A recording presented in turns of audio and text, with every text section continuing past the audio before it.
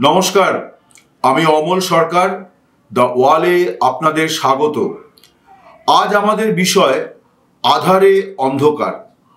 আপনারা ইতিমধ্যেই শুনেছেন যে পূর্ব বর্ধমানের বেশ কিছু এলাকাতে অনেক পরিবারের চিঠি পৌঁছেছে যে তাদের আধার নতুন করে লিঙ্ক করতে হবে বা তাদের আধার ক্যান্সেল করা হয়েছে, এবং এই ঘটনাকে কেন্দ্র করে এলাকায় একটা আতঙ্ক তৈরি হয়েছে। এবং গত দুদিন ধরে যে পরিস্থিতিটা তৈরি হয়েছে তা হলো যে ডাককর্মীরা যারা এই ধরনের চিঠি নিয়ে যাচ্ছেন, স্থানীয় মানুষ সেই চিঠিগুলি গ্রহণ করছেন না, এবং একটা আতঙ্ক ছড়িয়েছে যে এর ফলে নাগরিকত্ব চলে যেতে পারে। ভারতবর্ষের দুর্ভাগ্য যে আমরা স্বাধীনতার ৭৫ বছর কয়েক বছর আগে পালন করেছি। এই মুহূর্তে আমরা আমাদের সংবিধানের ৭৫ বছর পালন করছি। এই সময় কিন্তু দেশ জুড়ে এই নাগরিকত্ব চলে যাওয়া, সরকারি সুবিধা চলে যাওয়া, এই নিয়ে একটা আতঙ্কের পরিবেশ সবসময় থাকছে। এটা বড়ই দুর্ভাগ্যের। আধার নিয়ে যে সমস্যাটি, তার গভীরে যাওয়ার আগে প্রথমে একটু আলোচনা করি যে আধার কেন করা হয়েছিল।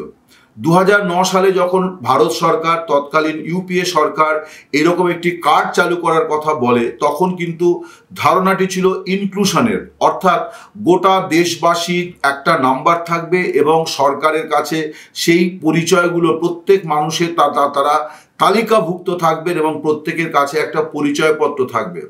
কিন্তু যত দিন গড়িয়েছে তত দেখা যাচ্ছে যে আধার আসলে ইনক্লুশনের জায়গায় এক্সক্লুশন, অর্থাৎ বাদ দিয়ে দেওয়ার একটা প্রবণতা বা বাদ চলে যাওয়ার একটা ঘটনা, দুর্ঘটনা এরকম কিন্তু হামেশাই ঘটছে। লোকসভা ভোট আসন্ন, ফলে আধার নিয়ে যে বিতর্কটি সেটি হয়তো প্রাপ্যের থেকেও বেশি গুরুত্ব পাচ্ছে। কিন্তু যেটা গুরুত্ব পাচ্ছে না সেটি কিন্তু সারা বছরের সমস্যা। সারা বছর বহু মানুষ তারা কিন্তু এই আধারের জন্যেই নানান ধরনের সরকারি সুযোগ সুবিধা থেকে এখন বঞ্চিত হচ্ছেন। বিশেষ করে রেশন দোকানে বহু গরিব মানুষ তারা সস্তা রেশন পান না, তার কারণ তাদের আধার কার্ডের সঙ্গে তাদের বায়োমেট্রিক মিলছে না।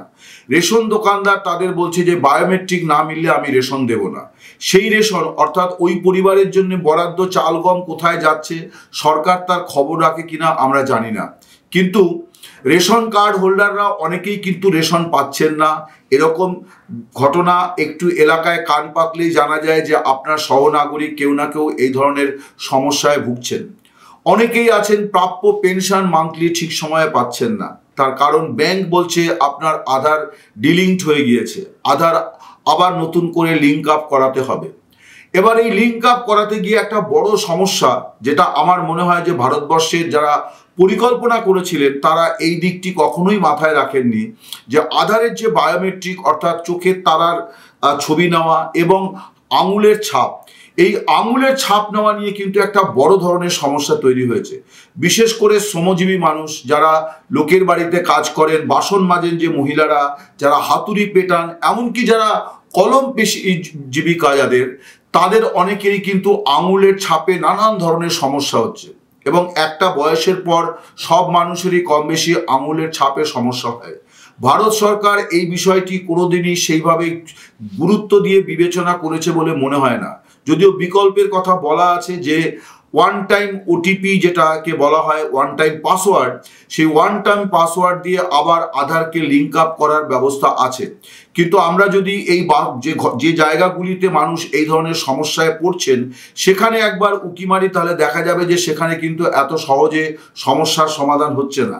তার ফলে গরিব মানুষকে হাত ঠকিয়ে অনেক টাকা কামিয়ে নেওয়ার একটা চক্রও তৈরি হয়েছে, যারা মানুষকে ভুল বোঝাচ্ছে, এবং তার ফলে বহু মানুষ কিন্তু সুবিধা থেকে বঞ্চিত হচ্ছেন, অথবা এই আধার কার্ডকে নতুন করে লিঙ্ক আপ করাতে গিয়ে বহু টাকা তাদের পকেট থেকে খসে যাচ্ছে। এটা কিন্তু সারা বছরের সমস্যা। এই সমস্যা ভারত সরকার কিভাবে মেটাবে আমরা জানি না। বর্ধমানের ঘটনা সামনে আসার পর পশ্চিমবঙ্গের মুখ্যমন্ত্রী ঘোষণা করেছেন যে আধার যদি পুরো বাতিল হয় তাহলেও পশ্চিমবঙ্গের মানুষ কোনো সরকারি পরিষেবা থেকে বঞ্চিত হবেন না। মুখ্যমন্ত্রীর এই সিদ্ধান্ত নিশ্চয়ই মানুষকে অভয় দেবে, তার কারণ পশ্চিমবঙ্গ সরকারেরও গুচ্ছ সরকারি পরিষেবা প্রকল্প আছে, কন্যাশ্রী আছে, খাদ্যশ্রী আছে, আদিবাসী পেনশন আছে, তপশিলি পেনশন আছে, অনেক রকম ব্যবস্থা আছে, বৃদ্ধ বৃদ্ধাদের জন্য পেনশন আছে, এগুলি সবই আছে। সরকারি পরিষেবায় এই ক্ষেত্রে একটা নতুন পোর্টাল চালু করার কথা তিনি বলেছেন, কিন্তু তাতেও বোধহয় সম্পূর্ণ সমস্যার সমাধান হওয়ার নয়। তার কারণ ভারতের ব্যাংকিং ব্যবস্থার উপরে রাজ্য সরকারগুলির কোনো নিয়ন্ত্রণ নেই। ব্যাংকের আধার কার্ডের লিঙ্ক আপ না থাকলে পরে ব্যাংক লেনদেন আপনি সহজে করতে পারবেন না। যেমন ভারত সরকার মাঝে মাঝেই নির্দেশ জারি করে যে আধারের সঙ্গে প্যান কার্ডের লিঙ্ক আপ করাতে হবে। প্রশ্ন হচ্ছে, দুটি তথ্যই যখন সরকারের কাছে আছে, তাহলে সরকার কেন সেই নিজেরাই এই লিঙ্ক আপের দায়িত্বটি নিচ্ছে না? এই সংযুক্তিকরণের জন্য কেন আবার দেশবাসীকে ছুটতে হচ্ছে সরকারি অফিসে অথবা অনলাইন ব্যবস্থা যেখানে পরিষেবা পেলে সেখানে গিয়ে তাদেরকে হত্যা দিতে হচ্ছে? এটা কেন? এই প্রশ্নগুলি তোলার সময় এসছে। বর্ধমানের ঘটনাটি ছোট না বড়, এই বিতর্ক অবান্তর। বিরোধী দলনেতা বলেছেন তিনি কেন্দ্রীয় সরকারের সঙ্গে যোগাযোগ করেছেন এবং শীঘ্রই এই সমস্যা মিটে যাবে। রাঁচির একটি আঞ্চলিক দপ্তরের দিকে তিনি আঙুল তুলেছেন। যদিও আধার কর্তৃপক্ষ তারা এখনো পর্যন্ত এই প্রশ্নের বা এই বিতর্কের কোনো জবাব দেয়নি। ফলে বিতর্কটা কিন্তু এখনো জিয়ে আছে যে হঠাৎ করে কিছু পরিবারের কাছে কেন এইভাবে চিঠি যেতে থাকলো যে তাদের আধার বাতিল হয়েছে। স্বভাবতই নাগরিকত্বের ইস্যু, একই সঙ্গে এসছে সিএএ এর বিষয়টি, অর্থাৎ যে সংশোধিত নাগরিকত্ব আইন পশ্চিমবঙ্গে সহ গোটা দেশে চালু হবে বলে ভারত সরকার বারে বারেই হুঁশিয়ারির সুরে ঘোষণা করছে। লোকসভা ভোট যত এগোচ্ছে তত এই নিয়ে একটা আতঙ্ক তৈরি হচ্ছে। এই আতঙ্ক কিন্তু আদতে একটা মেরুকরণ, অর্থাৎ এক শ্রেণীর মানুষকে ভয় ভীতি দেখিয়ে এমনভাবে একটা পরিস্থিতি তৈরি করো যে তারা আমার দিকে আসতে বাধ্য হয়। ফলে আতঙ্ক এখানে একটি মেরুকরণের রাজনীতির অস্ত্র।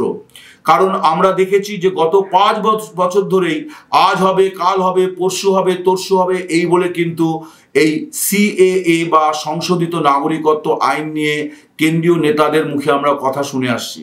এই মেরুকরণও ভারতবর্ষে এক ভয়ঙ্কর পরিস্থিতির দিকে নিয়ে যাচ্ছে। অর্থাৎ নাগরিকত্ব, নাগরিক পরিষেবা এগুলির ক্ষেত্রেও দেখা যাচ্ছে সরাসরি ভোটের অঙ্ক চলে আসছে। একদিকে প্রধানমন্ত্রী বলছেন তার সরকারের নীতি হচ্ছে সবকা সাথ, কিন্তু কার্যক্ষেত্রে দেখা যাচ্ছে সরকারি প্রকল্পগুলোকে এমনভাবে ব্যবহার করা হচ্ছে যে সেখানেও একটা মেরুকরণ স্পষ্ট, অর্থাৎ ভোটের অঙ্কে চালিত হচ্ছে সরকারি প্রকল্প। এই দুর্ভাগ্যজনক পরিস্থিতি এখন আধারকে কেন্দ্র করে উঠেছে। আধার এমন একটা বিষয় যে এই কার্ডটি যদি সচল না থাকে তাহলে কিন্তু এখন একটা নাগরিক জীবনই পুরোপুরি অচল। এমনিতেই আমরা এখন নাগরিকেরা আসলে কতগুলি সংখ্যা, কখনো আধারের 12 ডিজিট, কখনো ব্যাংকের 14 ডিজিট, কখনো মোবাইলের 10 ডিজিট, আর কার্ডের তো ছড়াছড়ি। ট্রেনের মান্থলির জন্য আলাদা পরিচয়পত্র, এটিএম কার্ডের ছড়াছড়ি, আপনার কর্মস্থলের কার্ড, আপনি কোনো ক্লাবের সদস্য হবেন তারা আপনাকে একটি সচিত্র পরিচয়পত্র দেবে, এছাড়া ভোটার কার্ড, প্যান কার্ড এসব তো আছেই। ফলে আমাদের মানিব্যাগ ভর্তি হচ্ছে শুধু কার্ড, আর আমরা এখন আদতে কতগুলি নম্বর। এই নম্বর নিয়ে যে খেলা শুরু হয়েছে, এই রাজনীতির খেলার অবসান দরকার। বর্ধমানের ঘটনাটি ছোট কি বড় এই বিতর্ক অবান্তর, একটু আগেই বলেছি। এই জন্যে বলছি যে আধার নিয়ে যে জটিলতা, এই জটিলতা কাটানোর দায় নাগরিকের উপর চাপিয়ে দেওয়াটাই হচ্ছে সবচেয়ে বড় অনাচার ভারতবর্ষে। কারণ সরকার যখন বায়োমেট্রিক সিস্টেম চালু করেছে তখন সরকার এই কথাটি ভাবেনি যে এই বায়োমেট্রিকের অনেক মানুষই বিপদে পড়বে। ফলে এখন বায়োমেট্রিকের অভাবে, বায়োমেট্রিকের জটিলতাতে যে মানুষ সরকারি পরিষেবা থেকে বঞ্চিত হচ্ছেন তারা কিন্তু এই বর্ধমানের বিতর্কের বিষয় নয়, তারা সারা বছর এই সমস্যায় ভুগছেন। ফলে মুখ্যমন্ত্রী যে পোর্টালের কথা ঘোষণা করেছেন সেই পোর্টালে বায়োমেট্রিক বিষয়টি যাতে পূর্ব শর্ত করা না হয় এটাও বোধহয় পশ্চিমবঙ্গ সরকারের বিবেচনায় রাখা উচিত। এবং আধার বিতর্ক, যে আধারকে কেন্দ্র করে যে একটা অন্ধকার তৈরি হয়েছে সেই অন্ধকারের নিরাশা হবে, অন্ধকার দূর হবে, এই আশা রেখে আজকের বক্তব্য শেষ করছি। শুভরাত্রি, সবাই ভালো থাকবেন।